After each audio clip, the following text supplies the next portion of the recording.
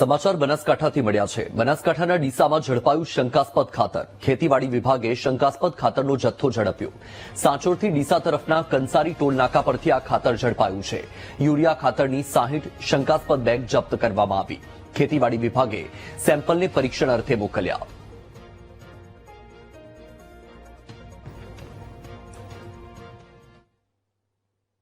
બનાસકાંઠાનું ડીસા વર્ષોથી બટાકાની નગરી તરીકે વિખ્યાત છે।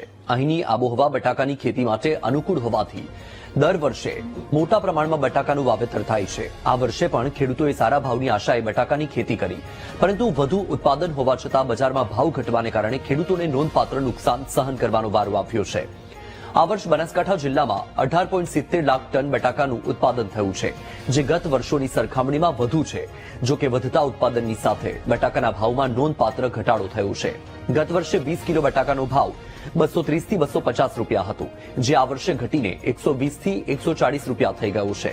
ખુલ્લા બજારમાં બાદશાહ બટાકા 12 રૂપિયા પ્રતિ કિલો અને પોખરાજ બટાકા 16 રૂપિયા પ્રતિ કિલોના ભાવે વેચાઈ રહ્યા છે, જેના ભાવ ગત વર્ષે 30 રૂપિયાથી વધુ હતા। આનાથી ખેડૂતોને લગભગ 50% નુકસાન થઈ રહ્યું છે। બટાકાની ખેતીમાં ખેડૂતોને વીઘા દીઠ 40,000 રૂપિયાનો ખર્ચ થાય છે, પરંતુ બજારમાં ભાવ ઘટવાને કારણે આ ખર્ચ પણ પૂરો નથી થતો, જેના કારણે ખેડૂતોને સતત નુકસાન થઈ રહ્યું છે। ખેડૂતો હવે સરકાર પાસે તાત્કાલિક સહાયની માંગ કરી રહ્યા છે।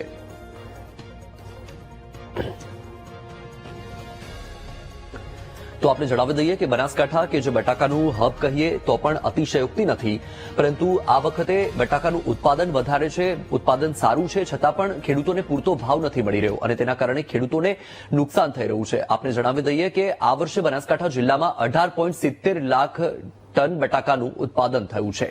તો આ વાત માત્ર બટાકાની નથી, પરંતુ આ વખતે ખેડૂતોને ડુંગળીએ પણ રડાવ્યા છે, કારણ કે ડુંગળીનો પણ પૂરતો ખેડૂતોને ભાવ નથી મળી રહ્યો અને પોષણક્ષમ ભાવ ન મળવાના કારણે ખેડૂતોને રાતા પાણીએ રોવાનો વારો આવ્યો છે।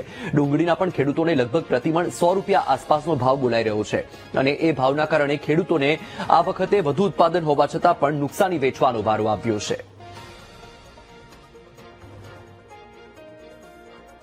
સારું મળ્યું છે, ઉત્પાદન સારું મળ્યું કરતા એની સાથે ભાવમાં ખૂબ જ ઓછા મળ્યા છે।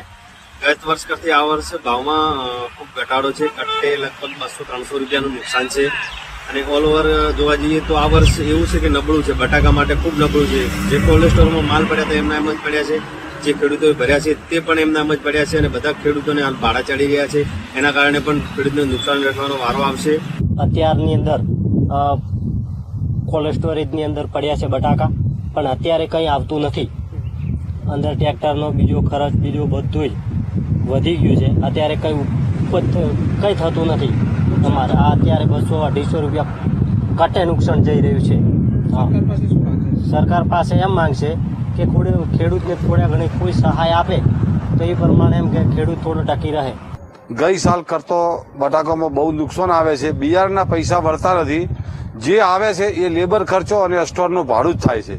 બીજો ખેડૂતના હાથમાં 1 રૂપિયો આવતો નથી અને ખેડૂતને વાવેતર કરવું એ કઠણ થઈ ગયું છે, કેમ કે આખો વર્ષ વાવેતર કરે અને રૂપિયો ન મળે અને ઉપરથી માથે આવે।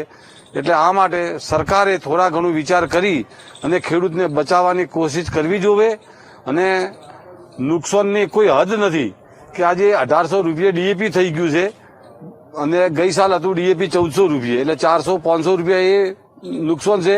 બટાકા જે સ્થિતિ પડી છે, સમજો કે ખાવાના બટાકા છે, કંપનીના બટાકા છે, એ બંનેના કારણે આજે માર્કેટમાં ખાવાના બટાકાનું વેલ્યુ સારું આવે છે, પણ કંપનીના બટાકાના કારણે ખાવાના બટાકાની થોડી ડિમાન્ડ ઓછી થઈ ગઈ છે ને એ જે કંપની સમજો કે કંપનીના બટાકાના પ્રેશરના કારણે ખાવાના બટાકાનું માર્કેટ હાલ થોડું ડાઉન છે, પણ છતાંય વચમાં જે સ્થિતિ થોડી માઇનસમાં હતી એ સ્થિતિ થોડી સુધરી છે અને ખાવાના બટાકામાં બજાર સુધરશે એવું અમને લાગે છે અંદાજિત। અત્યારની સ્થિતિમાં ભાવમાં શું છે?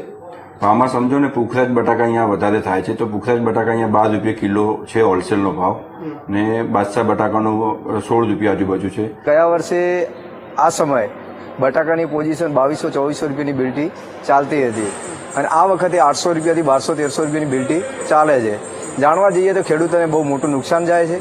બટાકાના બિયારણના ખર્ચા નથી વળતા, બટાકાના ખાતર નથી વળતા, તો લોકોને ખેડૂતોને પૂરું ક્યાંથી કરવાનું? અમે સરકારને એક વિનંતી કરીએ છીએ, જે બને તે સહાય કરો અને ખેડૂત બચાવવાની કોશિશ કરો।